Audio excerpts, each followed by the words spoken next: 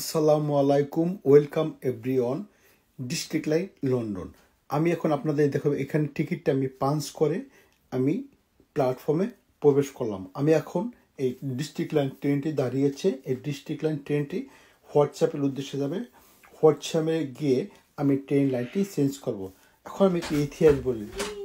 1864 সালে লন্ডনের সর্বপ্রথম ট্রেন লাইন চালু হয়েছে। এই লন্ডনের ট্রেন লাইনটি এর আগে কিন্তু লন্ডন ট্রেন লাইন ছিল কাঠের এবং বাষ্প ইঞ্জিন দ্বারা পরিচালিত হয়েছে। যাই হোক, আমি এখন আমার মূল পর্বে চলে এসে আমি এখন হোয়াইটচ্যাপেল সেই কাঙ্ক্ষিত অবস্থানটি পৌঁছেছি। এটা হলো লন্ডনের হোয়াইটচ্যাপেল, বাঙালি অধ্যুষিত এলাকা। এই হোয়াইটচ্যাপেল অত্যন্ত বিখ্যাত। এখানে 100% বাঙালি বসবাস করে। ওই আপনারা একটা ডিস্ট্রিক্ট লাইন দেখতে পেয়েছেন, ওই ডিস্ট্রিক্ট লাইনে বার্কিংয়ের উদ্দেশ্যে যাবে টু আপমিনিস্টার। এই যে আপনার লন্ডন রেল স্টেশনের হোয়াইটচ্যাপেলে যে মনোমুগ্ধকর দৃশ্য আপনাকে সত্যিই বিমোহিত এবং মুগ্ধ করবে, যা আসলে আপনি যদি নিজের চোখে না দেখেন তা কখনোই বিশ্বাস করতে পারবেন না। এর এত সুন্দর করে এই লন্ডন এই রেল স্টেশনটি তৈরি করা হয়েছে। এখান থেকে সারা লন্ডনের সিটি টু সিটি বিভিন্ন ডিস্ট্রিক্টে ট্রেন লাইনগুলো যাতায়াত করে। তার সবচেয়ে বড় করে district line train, overground, underground and Elizabeth.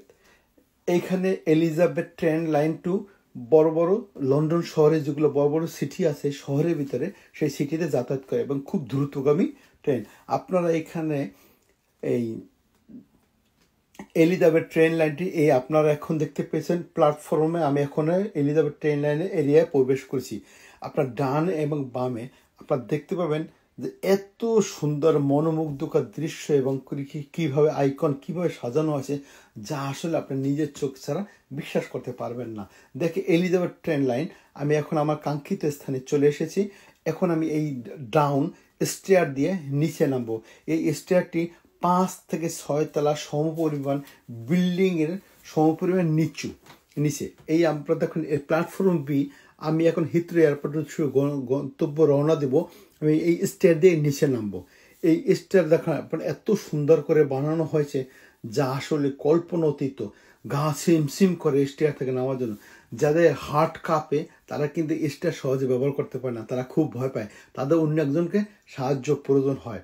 যেটা আমাদের অভ্যাস হয়েছে, যাদের আপনাদের অভ্যাস আছে এই স্টেয়ার ডাউন স্টেয়ারগুলো ব্যবহার করার জন্য, তাদের তো কোনো সমস্যাই নেই। এবং যারা বিদেশে আছে তারা তো অভ্যস্ত। এই আমি এখন আমার কাঙ্ক্ষিত স্থানটি পৌঁছতে এই আস্তে আস্তে প্রায় 1 মিনিটের একটু বেশি সময় লাগে এই স্টেয়ার থেকে নিচে নামতে। এখন পর্যন্ত দেখেন আমি কত সময় স্টেয়ারে আছি, এখন পর্যন্ত কিন্তু আমার স্টেয়ার শেষ হয় না। স্টেয়ার মানে সিঁড়ি। এই সিঁড়িতে আপনারা দেখুন ডানে এবং বামে কি মনোমুগ্ধ বা করে সাজানো হয়েছে, যা আসলে খালি চোখে দেখে সম্ভব নয়। এই সিঁড়িগুলো আসলে খুব বিমোহিত। চারিদিকে লাইটিং করা হয়েছে, যা আপনি দেখলে চোখ জ্বালিয়ে দেয়। এখন আমি আমার কাঙ্ক্ষিত স্থানটিতে পৌঁছে গেছি। এখন আমি প্ল্যাটফর্ম এই দেখেন সিঁড়িটা উপর থেকে দেখতে পাই, যা গা ঝিমঝিম করে। এখন আমি প্ল্যাটফর্মে Elizabeth train line platform B প্রবেশ করেছি। প্রবেশ করতে না করতেই দেখবেন এইখানে একটি ট্রেন চলে এসেছে। অবশ্যই এই ট্রেনের গন্তব্য কিন্তু অন্য জায়গায়, পেডিংটাউন। আমি যেহেতু ওইখানে আর যাবো না, আমাদের তো নেক্সট ট্রেনের জন্য অপেক্ষা করতে হবে, তাই আমি নেক্সট ট্রেনের অপেক্ষায় রইলাম। ওই আপনাদের ট্রেনটি দেখতে পাবেন। এই প্ল্যাটফর্মে প্রায় 1 কিলোমিটার লম্বা ডানে এবং বামে।